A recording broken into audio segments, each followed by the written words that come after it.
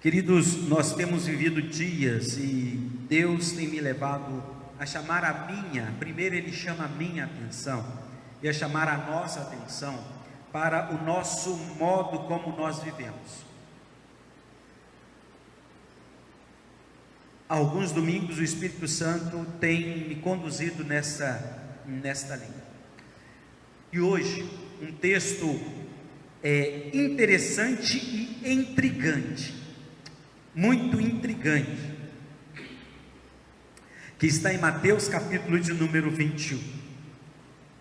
É o relato que nós temos, porque Jesus aqui sobre a face da terra, Ele sempre fez, e nós sabemos, e todas as pessoas falam que Deus é amor, que Deus só faz coisas boas, e de repente esse episódio é um episódio que todos que estavam próximos, e nós também quando lemos, a gente fica assim, de boca aberta. Mateus capítulo de número 21, a partir do verso de número 18, eu queria pensar um pouco com você, e daqui a pouco poderíamos até ter um título para este momento de reflexão. Eu queria entender com você um pouco desse texto, e boca aberta que ficamos, a nossa admiração pela atitude de Jesus neste exato momento. Mateus capítulo de número 21, esse mesmo texto também ele está com Marcos capítulo de número 11, Lucas capítulo de número 13, é algo semelhante, mas não o mesmo texto, mas eu quero entender primeiro, quero ler primeiro Mateus 21, e depois a gente faz essa correlação com os outros textos em questão. Este exato momento narrado por Mateus, mostra-nos após a entrada triunfal de Jesus em Jerusalém, depois que ele dá um sacode ali no templo, né? E ele então sai para Betânia, e a Bíblia diz no versículo 18, na versão que eu tenho aqui comigo, que é a NVI, a seguinte palavra, narrada por Mateus: de manhã cedo, quando voltava para a cidade, Jesus teve fome. Vendo uma figueira à beira do caminho, aproximou-se dela, mas nada encontrou a não ser folhas. Então lhe disse: nunca mais dê frutos. Imediatamente a árvore secou. Ao verem isto, os discípulos ficaram espantados e perguntaram: como a figueira secou tão depressa? Jesus lhes respondeu: eu lhes asseguro que se vocês tiverem fé e não duvidarem, poderão fazer não somente o que foi feito à figueira, mas também poderão dizer a este monte: levante-se e atire-se no mar, e assim será feito. E tudo o que pedirem em oração, se crerem, vocês receberão. Já trabalhamos isto quando nós, no mês de março, se não me falta a memória, usamos o texto de Mateus capítulo de número 7. Trabalhamos sobre o pedir e receber, sobre o bater e abrir, sobre procurar e achar. Mas nesse exato momento, dentro desse contexto histórico, Jesus então estava em Betânia, e o que me chama a atenção, se fosse para dar um título aqui, poderíamos fazer uma comparação a mim e a você. Quem sou eu e quem é você? É uma pessoa que literalmente dá fruto, ou só tem folha? Ou seja, ou só tem aparência que produz fruto, como é o caso desta figueira aqui. Eu disse sobre os outros dois textos de Marcos capítulo de número 11, que a narrativa é semelhante, e também de Lucas, porém Lucas a narrativa é um pouco diferente, porque em Lucas mostra o dono de uma plantação, e naquele momento ali, a figueira, um homem paciente, como tendo misericórdia, porque o seu empregado, quando ele chegou e aquela árvore não produzia frutos, ele disse para arrancar. Aí o seu empregado disse: não, vamos esperar mais um pouco, eu vou trabalhar com ela, vou trabalhar a terra, e vamos ver daqui a um ano se ela vai produzir. Então ali mostra a misericórdia daquele dono. E também eu quero entender com você a misericórdia de Deus para com a nossa vida, irmãos que aqui estamos, Dorimar, Darla, pastor Everaldo, Clayton, Laís e Samuel. Também a graça de Deus, a paciência de Deus, para que nós venhamos a dar. Mas o detalhe importante é que se aquela árvore não desse fruto, aquele homem a arrancaria. Mas nesse exato texto que nós acabamos de ler aqui agora, e pelos relatos bíblicos, nós vamos encontrar aqui no texto anterior a este, Jesus então entrando no templo, a partir do versículo número 12, provavelmente no domingo, à tarde, e ele estava observando tudo o que estava acontecendo ali. Como dizem algumas pessoas, ele sacudiu aquele povo. Na versão NVI existe um título escrito: Jesus purifica o templo, porque eles estavam fazendo daquela casa de oração uma casa de comércio. Nesse exato momento da história, anterior a esse momento da figueira, as pessoas que vinham de longe, elas não traziam seus animais, porque no caminho não traziam as suas ofertas consigo, porque no caminho a sua oferta poderia se machucar. E era necessário que apresentasse a Deus uma oferta, um carneiro, um cordeiro imaculado, ou então algumas aves, né, como a pomba, a rola, etc. Mas as pessoas ali estavam fazendo, colocando, abre aspas, um ágio muito grande em cima daqueles materiais, daquelas mercadorias que eram usadas para oferecimento. E aí Jesus, literalmente, diz a Bíblia que ele derrubou as mesas dos campistas e as cadeiras que vendiam pombas e disse para eles: a minha casa será chamada casa de oração. E depois desse momento, a Bíblia diz que os mancos, os coxos se aproximaram e ele curou a todos. E depois de tarde, ele deixou aquele local, indo para a cidade de Betânia, onde ele passou a noite. Porém, agora no texto que nós estamos, pela manhã, a Bíblia diz que Jesus saiu cedo, e quando voltava para a cidade, ele teve fome. Ele estava em Betânia, provavelmente, de acordo com alguns estudiosos, ele poderia ter repousado na casa de Lázaro, né, de Maria e de Marta. Eles eram muito amigos. Mas o que me chama a atenção é que no dia seguinte, quando ele caminha, ele tem fome. E ele observa então de longe uma figueira. E a figueira estava bonita, com flor ou com folhas, como a própria Bíblia diz. E por estar com folhas à beira da estrada, Jesus, claro, na sua onisciência, algumas pessoas falam assim: mas se Jesus sabia que ela estava sem fruto? Meu querido, Jesus, ele é 100% homem, mas ele também é 100% Deus.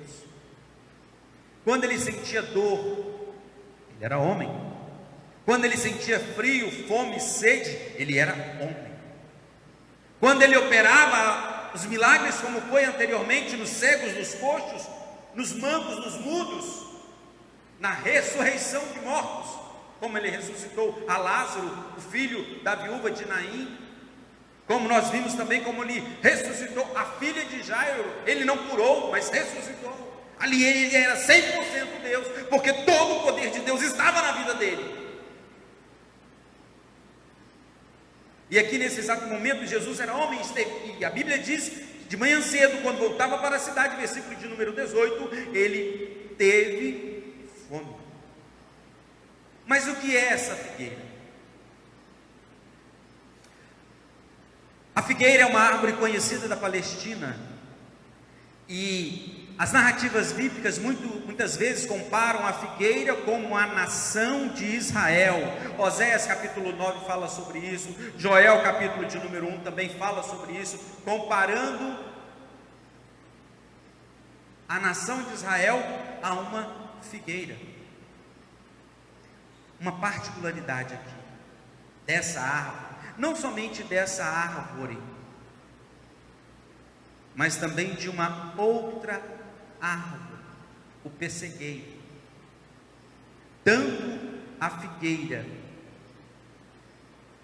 quando apresentava folhas, ela já estava com fruto, ou com frutos.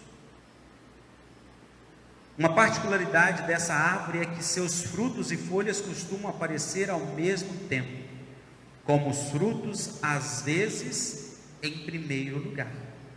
Apesar de ter uma abundância de folhas, esta figueira aqui, onde Jesus observa e a vê de longe, estava sem fruto, ludibriando aqueles que de longe a viam e desejavam então comer do seu fruto. Em outras palavras, meus queridos, aquela figueira, ela evidenciava aquilo que realmente ela não era. Ela aparentava aquilo que ela não tinha.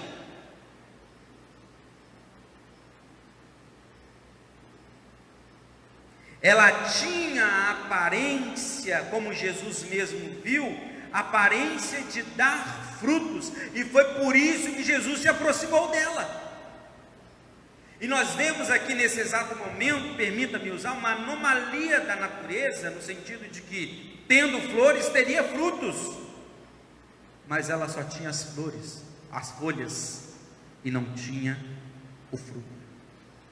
Como eu disse, a figueira, assim como o pessegueiro, ambos, eles não têm folhas quando não têm frutos.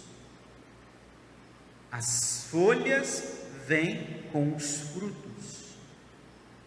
E aqui, esta tinha aparência, mas não era uma árvore produtiva. E Jesus, como eu disse, muitas pessoas se admiram porque Jesus tinha acabado de fazer muitas coisas boas, acabado ali então no dia anterior de curar algumas pessoas, feito bem, e agora ele fala para aquela figueira: você nunca mais vai dar fruto. E a Bíblia diz que aquela figueira imediatamente secou. Fazendo um trocadilho aqui, também há um texto de João capítulo 15, Jesus se coloca como a videira verdadeira. E queridos, eu queria rapidamente extrair duas lições preciosas desse contexto e do contexto também de João capítulo 15, trazendo para mim e para você duas reflexões sobre as aparências, porque infelizmente nos nossos dias também existem muitas pessoas que só têm aparências. Eu e você pertencemos a Deus, a Jesus Cristo, para darmos fruto, mas infelizmente existem muitas pessoas que só têm folhas, o fruto mesmo não tem. E o que me chama a atenção, porque aqui esta árvore aparentava ter frutos, quem a visse de longe, quem não chegasse perto e trazendo para nós como humanos, quem não nos conhece na nossa intimidade, quem não nos conhece de perto, vai dizer: olha, fulano de tal vai dizer que fulano de tal é de Deus, que faz, que acontece, porque tem folhas. Mas olhando para este momento de Jesus secando esta figueira, Jesus amaldiçoando aqui, né? Como algumas pessoas dizem, Jesus não amaldiçoou, né? Mas ele falou assim: olha, você não vai dar mais fruto, nunca mais. nunca mais você vai dar fruto.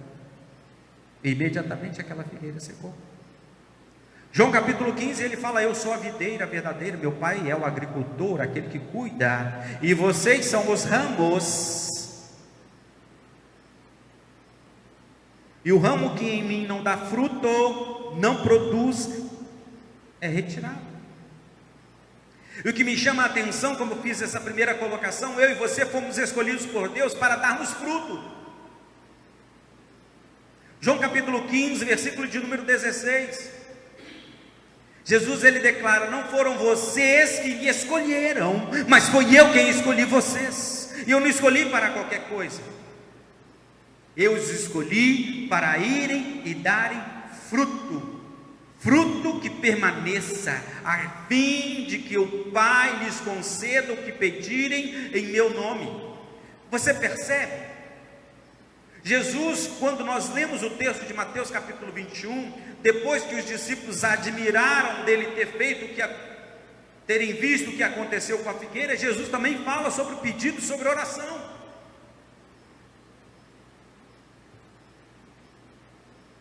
João capítulo de número 15, Jesus também, depois que fala sobre essa escolha: não foram vocês que me escolheram, mas eu escolhi vocês para que vocês possam dar fruto. Isso me leva, na minha versão, eu já procurei nas outras versões, não existe frutos, mas esse fruto, querido, é fruto do Espírito. Quando nós olhamos para Paulo escrevendo aos Gálatas, é fruto. Isso só tem quem é de Deus. O amor, a paz, a longanimidade, é para isso que eu e você fomos escolhidos. Nós somos uma figueira, sim, querido. Deixa eu usar essa figura de linguagem contigo. Mas uma figueira para produzir fruto e não apenas folhas.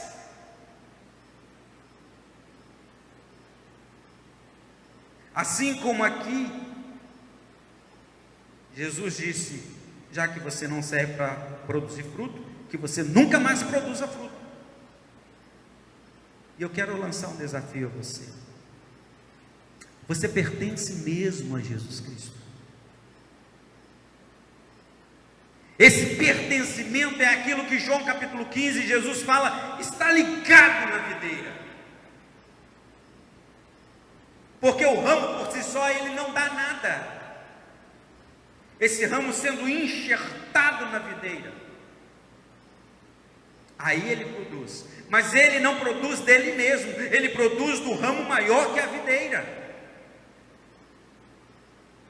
Jesus mesmo declara: vocês são os ramos, e esses ramos, ele diz: sem mim vocês não podem fazer nada. Vocês não podem fazer nada, por quê? O ramo de si só não pode fazer nada mesmo.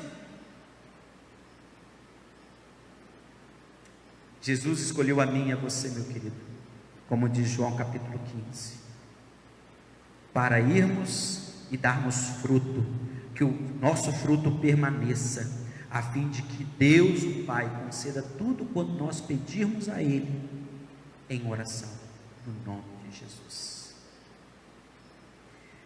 O que significa isso? Significa que eu não tenho mais o meu desejo, eu não me alimento de mim mesmo, mas eu me alimento da videira verdadeira. Isso me leva a pensar como Paulo, escrevendo aos Romanos, no capítulo de número 7.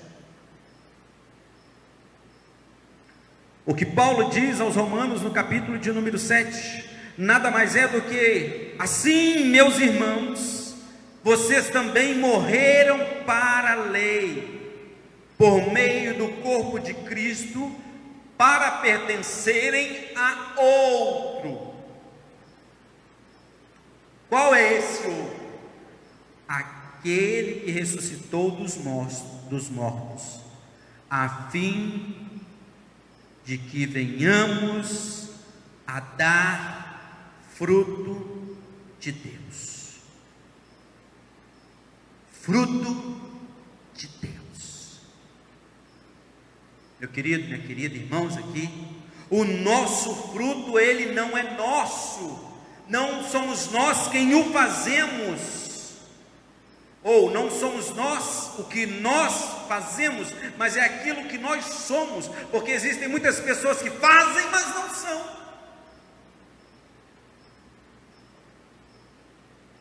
Fazem, mas não são. E detalhe, o que nós somos nos levará a realizar. Mas nós não realizamos para ser.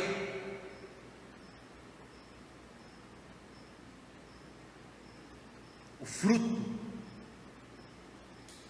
é o que eu literalmente eu sou.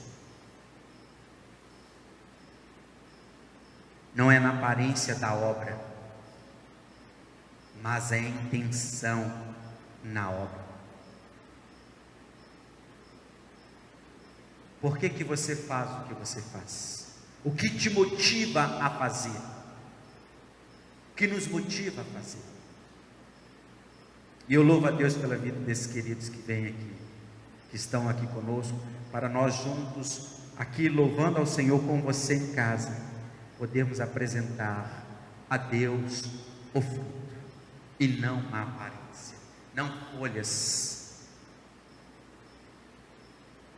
Fruto não é a aparência na obra, mas é a sua intenção, é o seu coração. Uma segunda lição para eu e para você é entendermos que a inexistência do fruto espiritual na vida de um cristão, de um crente, comprova que ele não pode permanecer no meio do povo de Deus. Ou seja, olhando para esse texto e olhando para João capítulo 15, aquele ramo que não produz, é o que Jesus diz para mim e para você: será retirado e lançado fora. Será retirado e lançado fora. Então eu e você, uma segunda lição é que se não há fruto em nós, não há comprovação de quem nós somos. Obrigado por desligar, está bem fresquinho aqui dentro. Se não há fruto, não há razão de existência. E se este ramo, este galho, ele não dá fruto, não há razão dele existir. É o que nós vemos próprio Jesus falando em João capítulo de número 15. Meu pai vem e corta. Sabe para que vai servir esse galho? Sabe para que vai servir esse ramo? Depois de ser retirado por não estar dando fruto, ele vai secar. E quando ele secar, ele só vai ter serventia para lenha, para ser queimado.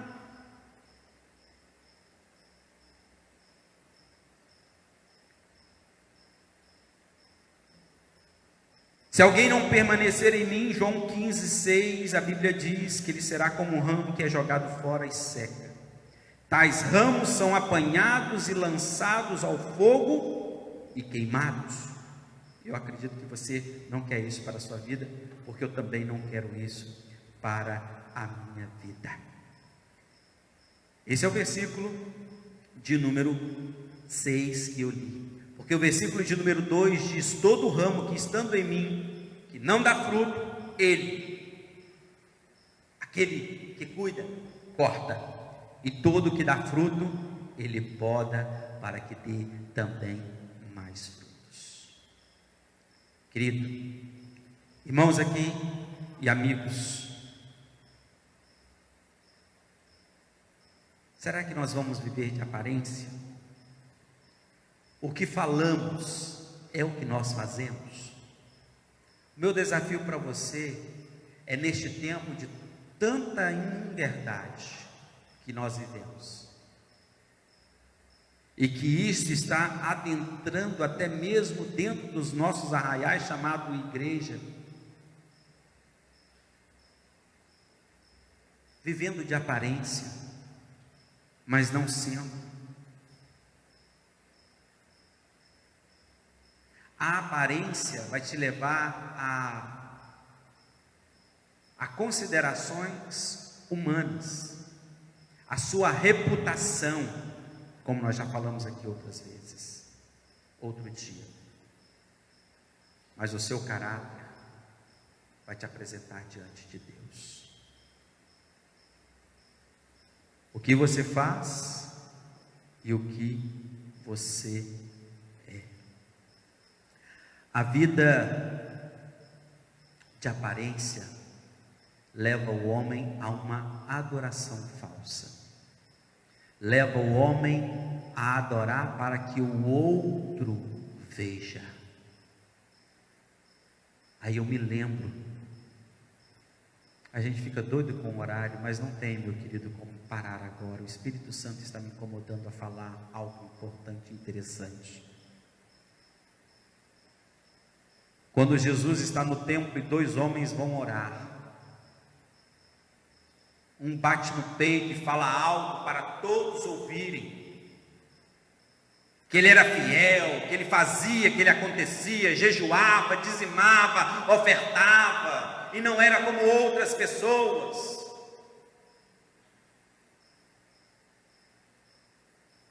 Mas assim, um pouco mais distante, tinha um homem que ele abaixado, ele nem levantava o seu rosto, nem ousava levantar a voz, ele só clamava para que Deus tivesse misericórdia dele, porque ele era um pecador.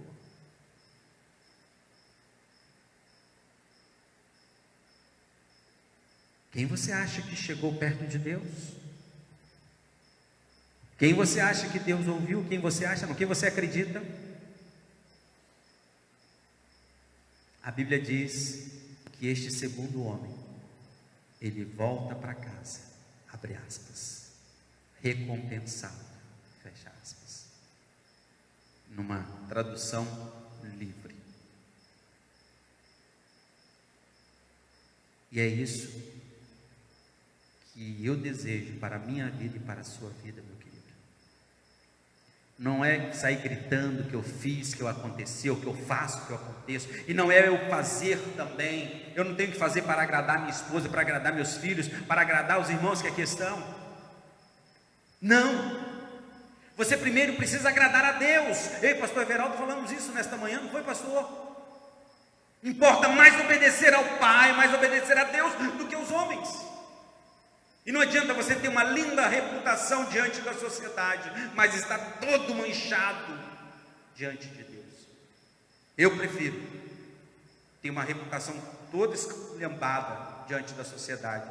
Eu sei que isso não vai acontecer, porque se eu sou de Deus, automaticamente eu não vou querer e nem vou fazer isso diante da sociedade. Mas se fosse para escolher, eu prefiro me apresentar limpinho diante de Deus,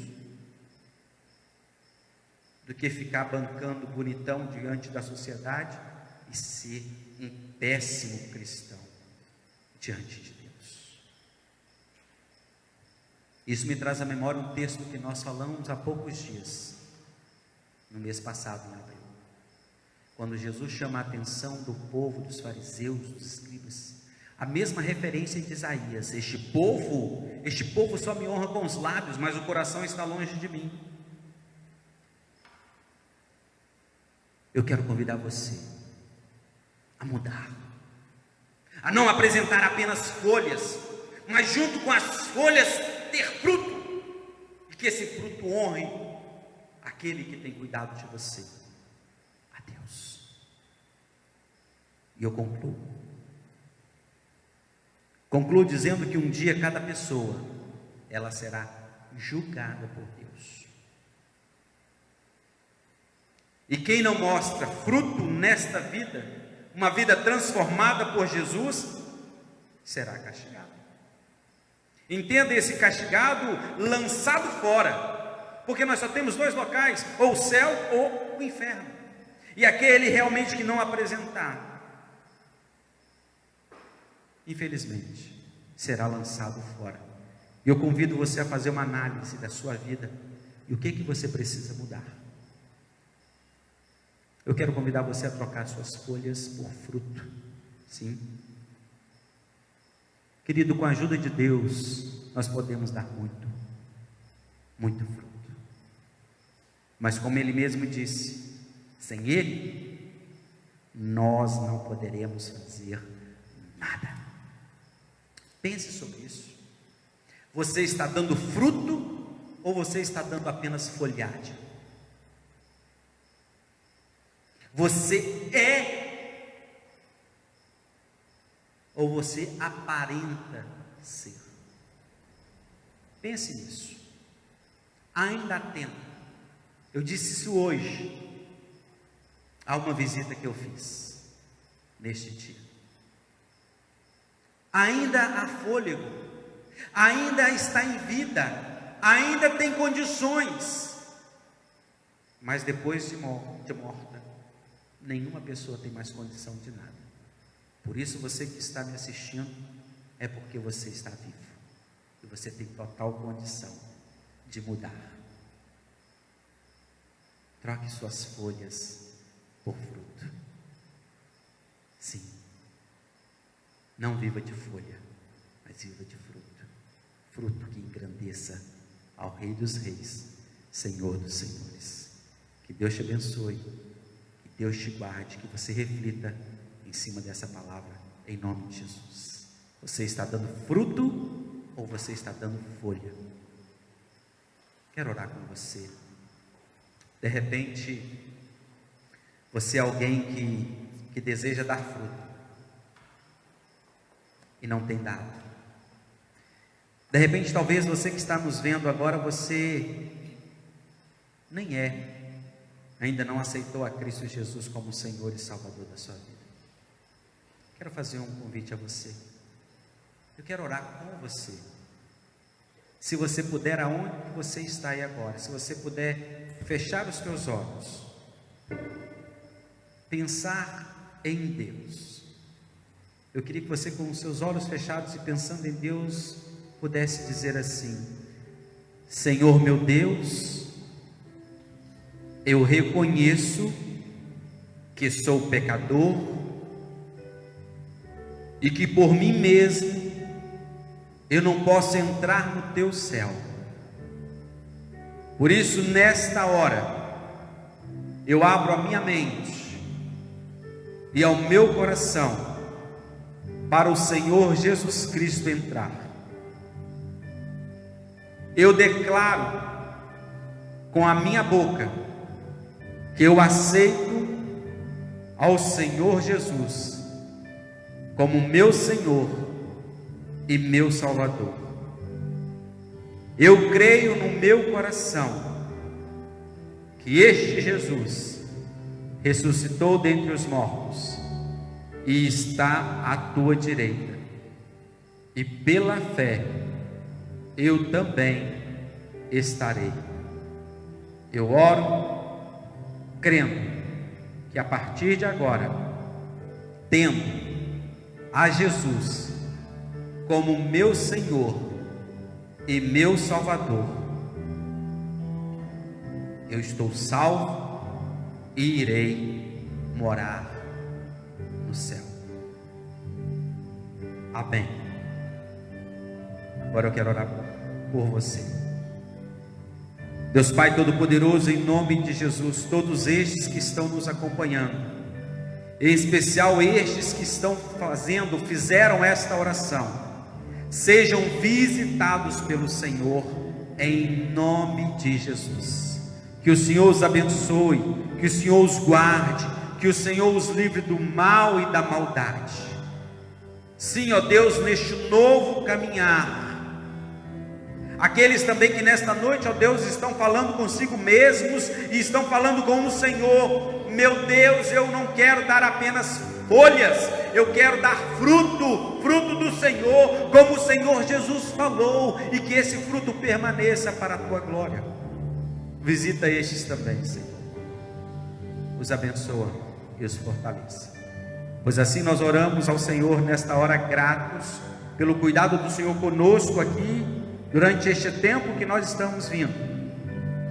Também, ó Deus, para que nós possamos, daqui a alguns dias, ter condição com segurança de abrir as portas deste templo para receber todas as pessoas.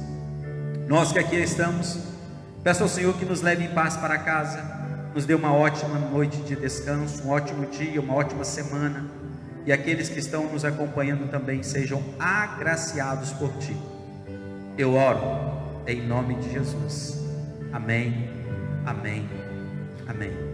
Que Deus te abençoe, Deus te guarde, Deus te dê a paz e contribua conosco. Eu tenho falado aqui que nós temos ajudado também pessoas. Se você quiser nos ajudar doando gênero alimentício, nós temos ajudado famílias que estão por este momento, né, de pandemia, restritos, trabalhando menos, o salário também é menor, todos nós.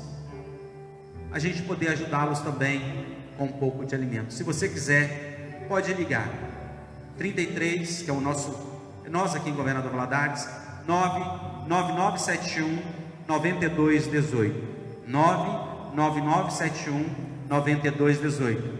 Nós vamos ter o maior prazer de ir na sua casa ou talvez no seu estabelecimento para poder recolher a sua oferta, o seu gênero alimentício, para nós ajudarmos algumas famílias que estão precisando. Você que é empresário, também, se você quiser doar cestas, entre em contato conosco, que nós teremos o maior prazer de ir no seu estabelecimento e recolher para doarmos às pessoas necessitadas. Muito obrigado a você que tem colaborado com a Igreja Batista Morada do Vale. Que o Senhor te abençoe e até o nosso próximo encontro. Em nome de Jesus. Amém. Amém.